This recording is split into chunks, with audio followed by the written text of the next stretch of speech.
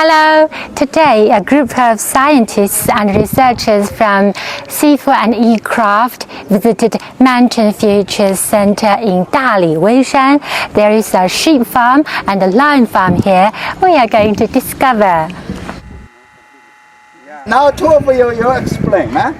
I'm not explain. Such an interesting sheep farm.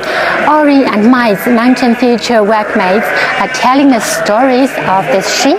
They are babies of Chinese sheep and Australian sheep. The Australian sheep is that he has high growth rate. Numbers per 1 trillion. So quite innovative in terms of the infrastructure, the way it is the crossbreeding.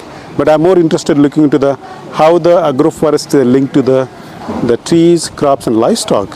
And now because of the lime, we are in the lime farm, and along with the lime going the fodder crops, that also can feed into the sheep. Right, so this kind of quite integrated system approach here, and definitely is quite innovative in terms of the agroforest systems here. Yeah, especially like you bring the multi-story cropping systems, and that's where it try to make use of all the crop residue, put into the pellets that feed into the sheep, and fertilizer coming from the sheep like excreta and urine that goes back to the system. I think that's a very unique way. So kind of a circular economy putting into the smallholder farming systems, I'm sure that's quite viable.